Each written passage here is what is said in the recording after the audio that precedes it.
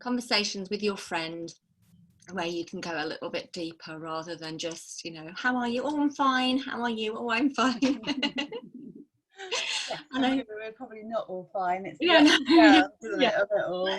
Let's be real about it. But anyway, first off, Sammie, I want you to say to people, how would you describe yourself? I guess Okay, I suppose I would describe myself as someone that would much rather be floating the earth and have maxi dresses and bare feet and kissing the earth with my toes, but that's not always what I actually get to do. But actually, I suppose that's been the bonus of lockdown in a way, that I've been able to kind of have a little bit more freedom with, that part of my personality. But I would say I'm a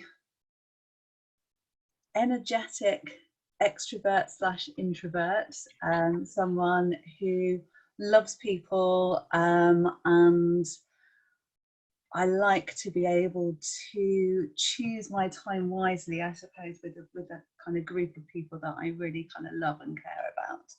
And my work, I actually make, design jewelry. I write poetry, which is where the name of my company came from, Soul Warriors. So yeah, that's kind of a little bit about me. I have one daughter who's 13, and I live by myself in, very nearby Lewes in the countryside, which has been lovely at the moment. And I've got a boyfriend who I've been with for nearly 2 years now. So he also has a 13-year-old daughter. So we've been doing this COVID family share between seven people with our sort of children, which has been a bit of a challenge. Yeah, wow, I guess it has. Yeah, so my daughter, yeah, it's there's kind of like my daughter and I, she goes to her dad's every other weekend, and then Paul's got his daughter and he has her every weekend. So we've kind of just got this little COVID curve. COVID curve. That's a good one. That's a good one. Yeah, people are having to be really creative, aren't they, to find ways to they see family members and to keep that contact, especially for kids. Oh, well done you. Well, I think when you've got children that haven't got siblings, for them it's really nice because they're both the same age. They're both 13, so at least they actually get to see someone, that's their own age. So we've been doing haircuts and face masks and all sorts of kind of sort of nice self-care, a little bit of self-care. Yeah. Self-care, that all important self-care, which is one of the things, so I'm already going off piste obviously for my questions, because when I read your stuff, Sammie, there's something in how you write which really touches my heart. And everything, I'm a member of your Facebook group, which is great, really well worth going along, and it's quite thriving, isn't it? And there's 2 of you and Sharon. Yeah, there's Sharon and I.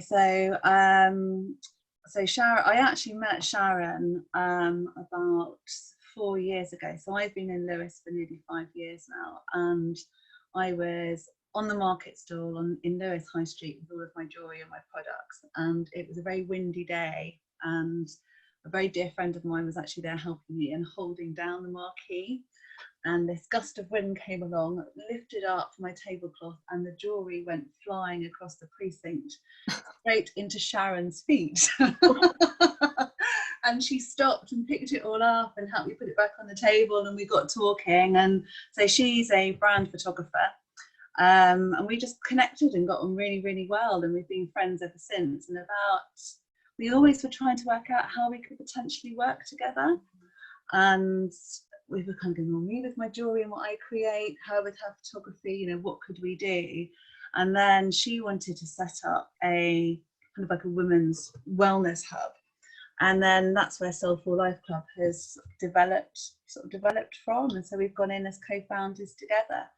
So yeah, it's really exciting, covering, I suppose, wellness, soulful entrepreneurship, and sort of like spirituality and sort of like the mind, body, spirit. So we've got 3 different sectors to it. And I've been writing quite a few blog posts for that, which was the one I shared in your lovely group Yeah, yesterday. no, it feels really good, and I think it works quite well with the two of you being in there. I like the energy of your group. It's good. Love. I think it's good because they're both different but similar at the same time. So we both bring something different to it, which is really great. Yeah. She's actually just made a really brilliant video which she's going to put out I think over the weekend, so that'd be one to watch out for. Yeah, I know. I really enjoy the different posts that go on in your group. Fantastic. And interesting how we would both say the universe brings you together to meet up with somebody. I can't remember how we met, but I remember when I think, was it networking? It was Montpellier. Yeah, and I remember seeing you straight away, and I was drawn to you. Yeah, likewise. It was in the Lewis group. Yeah, it was in the Lewis group, and I remember at the end of the meeting, and where Susie would say, right, okay, everyone go and network, and you and I just kind of crossed the room, went straight to each other. Oh, I like that. Lovely. And lovely. We were talking a little bit about energy without using the term energy before, and we both tune into ourselves, because that is energy, isn't it? We're both really good at tuning into ourselves, which is where we meet in the self-care thing. And I how you talked about sacred self-care, and that really caught my attention, because I sometimes talk about it being radical self-care. and not just the pretty stuff, which is nice to do, not just say, oh, I'm gonna have my nails done and all the rest of that, but it's like really in a very deep soul level, how you feel about yourself, which then helps you make those decisions and choose which things to do. Definitely. I think it's about, I was reading something the other day that really resonated, and it was about connecting with your inner GPS. Mm-hmm. And I thought that's so true. It's connecting with your heart, and how does your heart feel, how does your gut feel, how does your mind feel, how do you see, hear, listen, taste. All of those things kind of change and evolve, I think, depending on the situations you either put yourself into or are forced into. And I think that's why this whole sort of pandemic has been extraordinary, really, because it's brought out all sorts of different personalities within your own, within yourself as well. I was saying to you earlier on, I spoke to a friend of mine yesterday, and she said to me, Sammie, she said, I either feel like I'm Tigger on crack or I'm dribbling into a pillow. And she said, and there's not much in between. So fucking lately, honestly. And when you said that, it really, really, yeah, I think we get that, and yeah. I just thought that was brilliant. And there was another article, it was actually something that Paul sent me this morning, and it was on something called Eco Watch. It was really interesting. Anyway, it was about how people are feeling very fatigued, even though they're doing less. And one of the sort of things that I've read about throughout the article is how understimulation actually lowers your motivation, and when you're overstimulated, that can cause lack of focus, and we're not in balance with any of those things at the moment. And I think for me, having some kind of routine is important. Yeah. Well, I think, and children kind of give you that, by default, because Edie is up and ready, and she's 13, so she's pretty much self-schooling, to be quite honest. But I think for me, if I don't have my walk, if I don't have my cycle ride, if I don't get out, then my mental wealth just completely goes through the floor, and I'm not good. And then it gets gin o'clock earlier and earlier. Absolutely.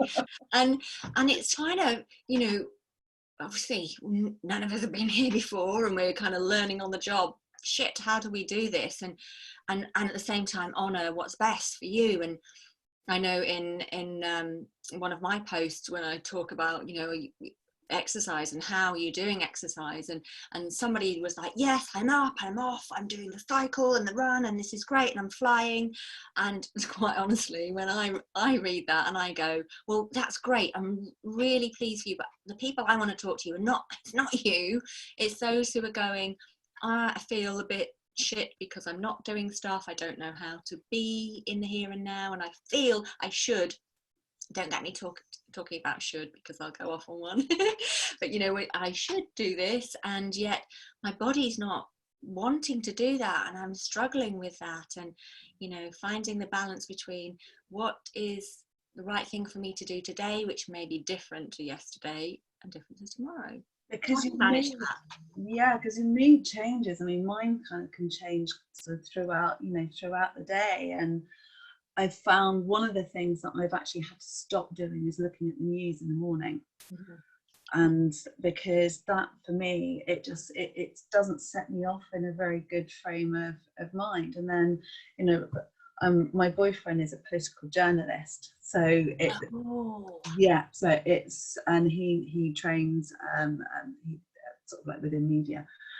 But I find it really interesting because I'm fascinated by it, and I'm interested in it, and I'm interested in the critical thinking behind what is actually going on. But then I've also got this other side of my personality where I'm struggling with it, because actually I'm finding the pessimism is eroding my optimism, and I need to kind of find a balance. So actually for me, self-care or sacred self-care has become even more important, because it's actually about protecting your energy, I suppose, isn't it?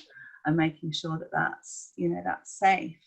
So, and I mean, ceremonies, I suppose, they've played a huge part of our lives for generations, for centuries. And I think creating ceremony, creating ritual is actually a wonderful way of staying in the moment and staying mindful of where you're at. But when you're not sure what's going on in the future, or what your future is going to look like, how your work's going to look, we don't know that. And I think that's what causes that brain fatigue, because you're constantly, there's an underlying worry and fear with, some hope, at the same time. Yeah, and I think I love the idea of ceremony. And as somebody who is more a kind of fly by the seat of my pants kind of woman, and what works for me is not to have the same routine. I'm craving that. I'm craving something to do. And I do my energy work every morning, and I always have, get myself something great for breakfast, and that, you could say those are rituals. Yeah, definitely. But I've been really wanting to, and I've started just the past couple of days, do a little practice in the morning to just set me off. And it's interesting how I've kind of, that's almost the polar opposite of how I work, but yet I feel myself that real need, and it's really about honoring what's best for you, isn't it? Whatever that thing is. And it doesn't have to take a long time either, does it? So no, and it can be a matter of kind of 2 minutes, 3 minutes. It could be just some breath work. It could be something where, and the other day I felt very, very low. And when you were describing it as jangly, I just thought that's exactly how I feel. It's such a brilliant word. And I've got a wonderful meditation app, which I'll actually share in your group afterwards. It's really beautiful. And I've been listening to, her name's Shazzy, she's Australian. I think she's Australian, she might be Swedish, I can't remember. But anyway, she's got this really lovely voice. And I've been listening to kind of 4 of her different meditations, and they're about 45 minutes long. She does a sleep one, a love yourself, love your body one, which is really wonderful, and a find your soulmate one, which is very interesting too. So I shall post the app in the group, and it's really quite wonderful. So I've been, when I can't sleep because I'm an insomniac, I just put that on in the middle of the night, and that's wonderful. Just kind of gets me back off to sleep. But it's all of those different practices, and that rose meditation that I was telling you about that I wrote about in the blog article, that's really beautiful to do as well, because for me that's about connecting with nature and the natural environment, which is where I feel most settled and comfortable. And also it's grounding, isn't it, when you're connecting to something in nature? I mean, I know from my, this is for me the kind of the bit before I learned about energy, which was working in fitness and starting to realize that the way that people do things, this push energy of doing stuff, wasn't the best way. It wasn't working for me, wasn't working for lots of my clients. It's like, you know, force your way through something. What? That's, you know, that's not good. But also knowing from that life, a lot of my experience around learning about stress, and how simply a couple of minutes of doing something where you're focused on the breath, on a flower, on a crystal, on a cup of tea, whatever, it really, it's vital almost right now to do this stuff to help bring our stress levels from up here, and incredibly jangly, there's jangly, then there's jangly with bells on, right, to help bring that down. And that's the, what I call the radical self-care, the what are you doing to help balance things out a little bit. And you know, really now is the time to embrace those things, not out of a place of, oh my God, I'm terrified, but in a place of, how do I honor me? Yeah, definitely. What's best for me going forward? It's a bit of a wake-up call, isn't it, in a way? Well, I think one of the things that I've really noticed is, I think you notice your thoughts in your head more, because everything has been quietened down, you know, but then that increases the noise within yourself in a very different way at the same time. So I think it's trying to kind of find the balance with, you know, how to not ignore the noise that's going on inside your head, but to also ignore some of that noise that's going on outside, and trying to kind of get an equilibrium with that. And that's not an easy thing to do, but I do find meditation really helps, and I find exercise really helps. And I've got friends of mine in Spain who haven't even been allowed to go out of their flat, and they've got 2 dogs. So, you know, and you think, my God, you know, we have been able to actually get out and exercise and walk. And so I kind of look at it as like a walking meditation every day, just to kind of calm me down and ground me a little bit, I think. So, yeah. And baths. I've had more baths than... Yes. And that's been really lovely as well. Lighting candles, reading in the bath, meditating in the bath, you know, everything that is all about that kind of what's sacred to your body as much as your mind, I think, and looking after that too. Yeah, it's tuning into that, isn't it? And you know, rather than busying yourself and just being in that space of, I can't wait till it's over, it's like, okay, I'm here and now. What things is my soul crying out for? You know, and that doesn't have to be the same thing every day. And I've been having a couple of baths a week, and I love that. You know, something really therapeutic, isn't there, about being in the water? Yeah, definitely. And you know, we talked a little while ago before we came on live about pressure, about the pressure that we put on ourselves. And so I think, you know, this kind of fits nicely with what we're saying, because you're doing something slightly different to me. But as soon as we start going, I should do this, or feeling that sense where you get a bit, and I do this with my hands, and I sometimes feel like words aren't adequate, and I go, when you get a bit like, you know, whatever that is, when you get that sense in your body, okay, that's a little tap on the shoulder to go, oh, something is out of alignment here, with your soul, because this is not fitting with you right now. And so what can you do? And some of those practices that you mentioned are really nice ways to help you take a breath, aren't they, and go, okay. Definitely. I mean, and I think the other one, the other practice that works very, very well for me is writing it out.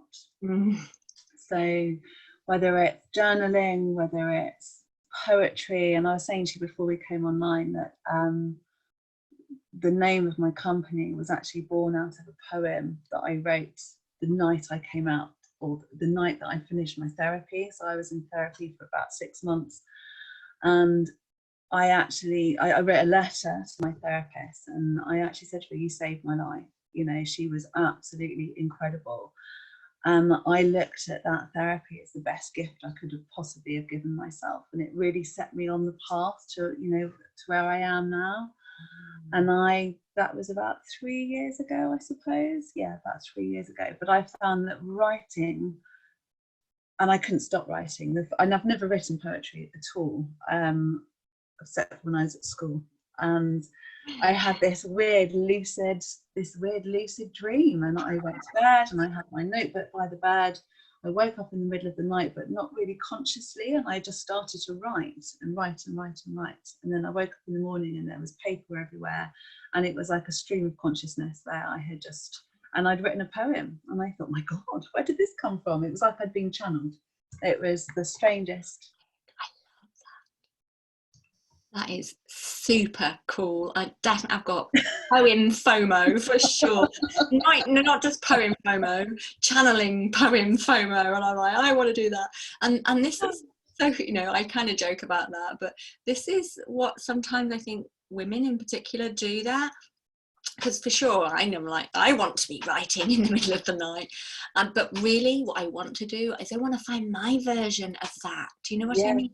Yeah, I think it's whatever your creativity is, whether that's conscious or unconscious. And I think sometimes what I love about poetry is that when you can't necessarily find the words to describe how you're feeling, a half-formed sentence or something that rhymes, something that sort of makes sense only to you, will actually probably make sense to others, at the same time. And I just found it as a way, I found it very healing, and it was soul healing for me, without a doubt, because I could just, I could not stop writing, and I've got about 100 poems now. Have they all been channeled? Not all of them, but they range from angry, some of them are very sad, and some of them are very erotic. So it's kind of, expand your range. It's a mixed bag. and I mean, incidentally, by the way, none of this was scripted. None of the questions I was going to ask you, except for the first one we've done. But and I love how it's ebbing and flowing, and also. You talk about, angry, you talk about erotic, and so many of us feel like we've got to play nice. Do you know what I mean? And it's only fairly recently for me that I've realized that anger is really important, and not to squash it down, but to use it. And you've used it to inform your poems. That's the right way of saying it. And the erotic side as well. Damn right. Particularly, I think 50 plus. It doesn't just stop. No, and it doesn't. And I think if anything, you understand yourself even more than you did when you were in your sort of like late teens, 20s, even 30s. I mean, I've never had such a good relationship with myself, even when I'm having a bad relationship with myself. I understand where it's all coming from. I understand the triggers.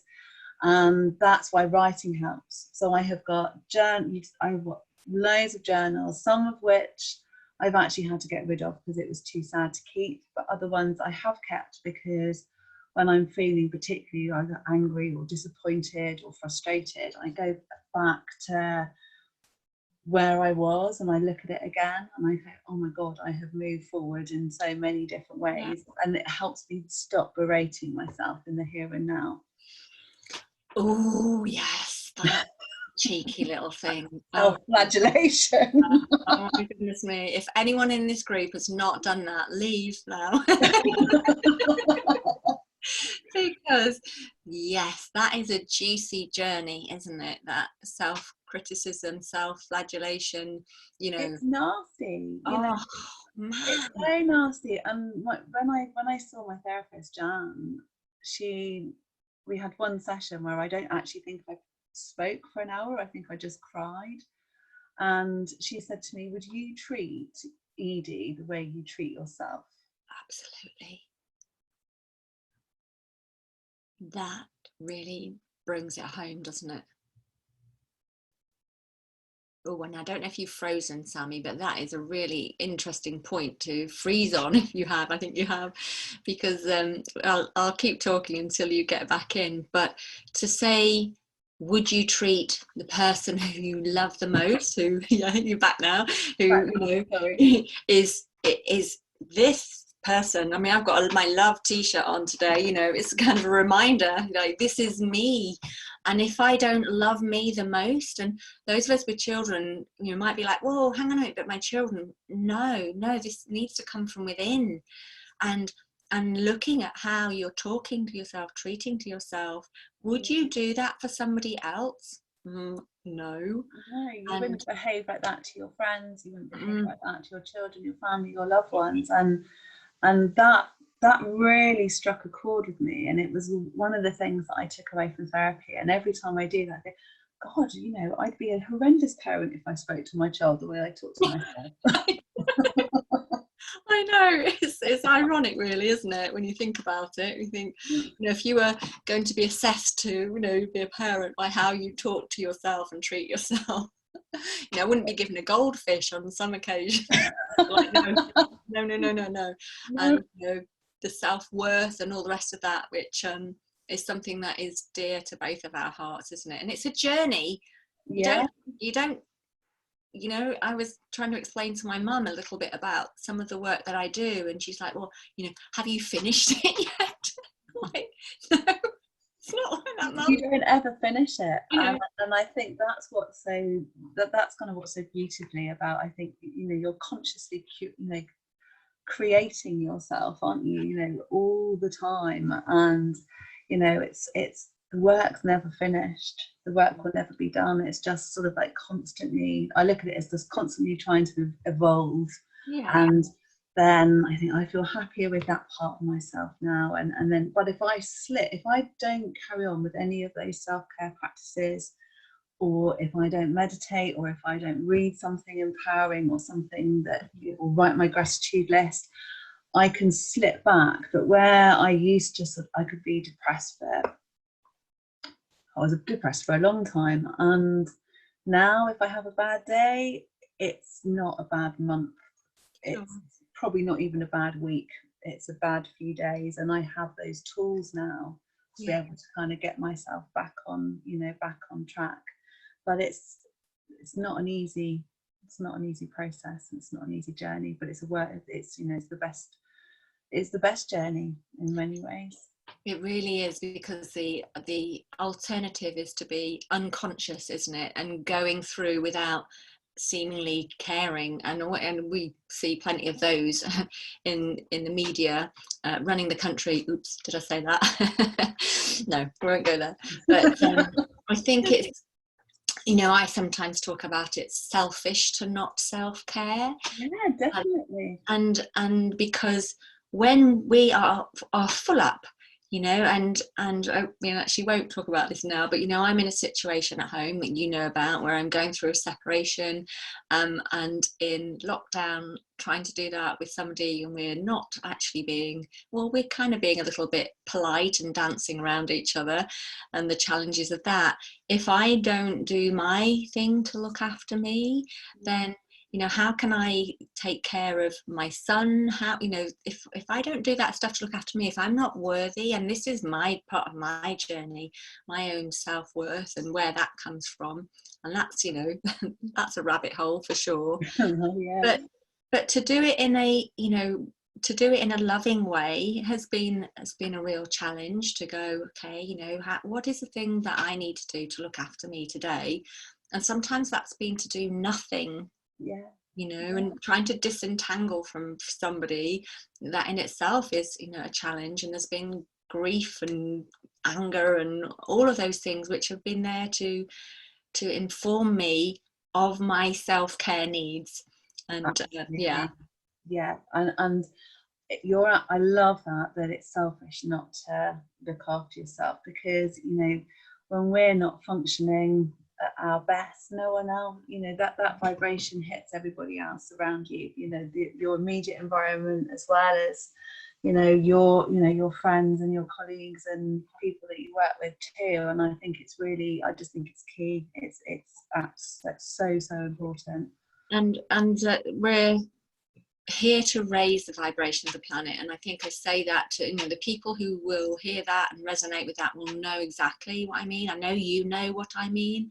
I know that's part of my journey to spread my energy. And if I am not looking after me, and if I'm like this, oh look, see my physiology, immediately go to Gollum, kind of like this. But you know, and I love being in that place, and not that you're there every day, all day, but to be authentically there without that sense of having to try and put any kind of pressure on ourselves, I think is the journey, isn't it? Yeah, definitely. And I love it, you know, and I think you're right about that word should. I mean, who says we should, you know, have to, you know, perform consistently and constantly at some really high level? I think knowing that you can actually just take a bit of downtime and stop is really important, and not to feel guilty. Because we put guilt around doing nothing. Yes, we do. And when actually it's one of the best things that we can do to process what's actually going on. For sure. And out of that, creativity is born so much, isn't it? In the, you know, they say you have your best thoughts when you are not paying attention to them, in a way, in the shower, or when you're just being idle. Let's bring back idle. Yeah, we should do that. That should be a word that we use again.